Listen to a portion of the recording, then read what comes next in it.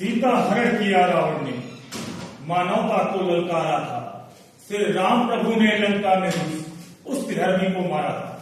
आदरणीय अध्यक्ष महोदय, निर्णायक मंडली, महात्मा बुद्ध की धरा के प्रबुद्ध वक्ता, आज के ज्वलंत विषयांतर्गत मैं वक्तव्य पर आरक्षित सामान्य कौशल त्रिपाठी चंद अभिमानी मैडम विपक्ष में अपना मत रखूंगा। मत रखने से पूर्व मैं इस मंच के माध्यम से पक्षधर साथियों को खुली चुनौती दूंगा कि तुल जाने तो पलड़े में की पलड़ा किसका भारी है। अरे तुम्हें मानवाधिकार का ज्ञान प्यारा है, मुझे मानवता प्यारी है, हिंदुस्तान प्यारा है। आज की वर्तमान स्थिति महोदय, जब भारत उग्रवाद, आतंकवाद, जाति, भाषा के नाम पर निरंतर जल रहा है, निरंतर दंगे हो रहे हैं, ऐसी परिस्थितियों में महोदय किस प्रकार से सुरक्षा बल पूरी तरह से मानवता का पाठ पढ़ के अपनी ड्यूटी का निर्वहन करेगा।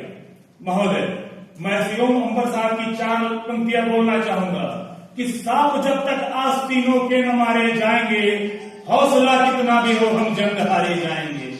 और घर के बाहर के जाहिलों से फिर करेंगे फैसला, पहले घर के जाहिलों के सिर उतारे जाएंगे। महोदय,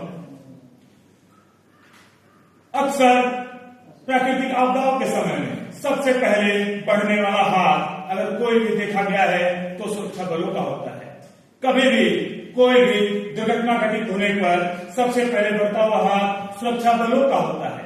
क्या उस समय कोई बलकर्मी किसी व्यक्ति का हाथ, किसी की जात, किसी का धर्म पूछकर पकड़ता है, या फिर निष्पक्ष, निष्भाव, केवल भारत की राष्ट्रीयता के कारण पकड़ता है?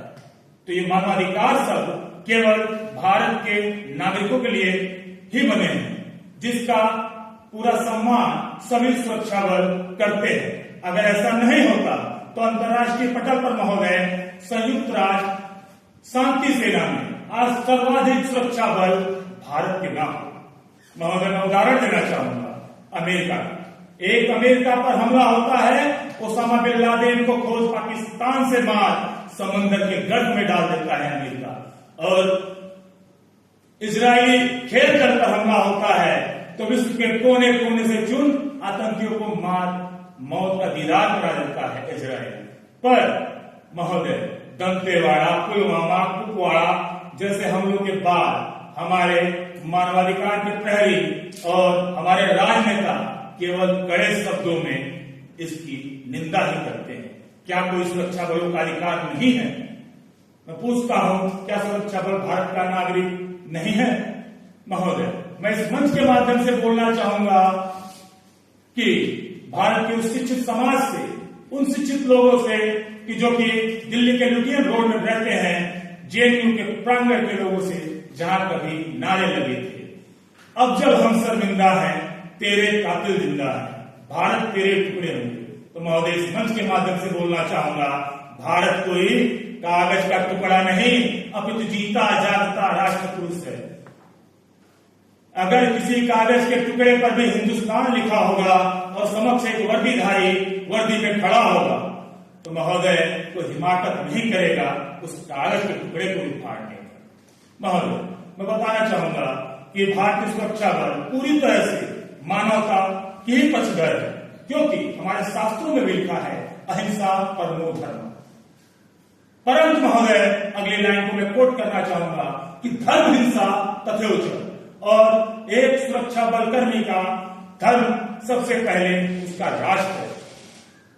और जब भी राष्ट्र की सुरक्षा की बात आएगी, राष्ट्र की बात आएगी, तो सुरक्षा कर्मी खड़ा हो राष्ट्र की रक्षा के लिए, न कि मानवाधिकार जैसे शब्दों की रक्षा के लिए, नियमों के लिए, कि जो कि एसी के बंद कमरों में बनते हैं, न कि महोदय दंतेवाड़ा के जंगलों में बनते हैं, न कि महोदय पुलवामा जैसे जगहों पर। इन्हीं मानवाधिकार जैसे शब्दों का आड़ लेकर महोदय कभी राम वन, चरारे शरीफ, अमृत स्वर्ण मंदिर में यही भारत के विद्रोही बंकर बनाते हैं, भारत की संप्रभुता, एकता, अखंडता को चुनौती देते हैं ये विद्रोही।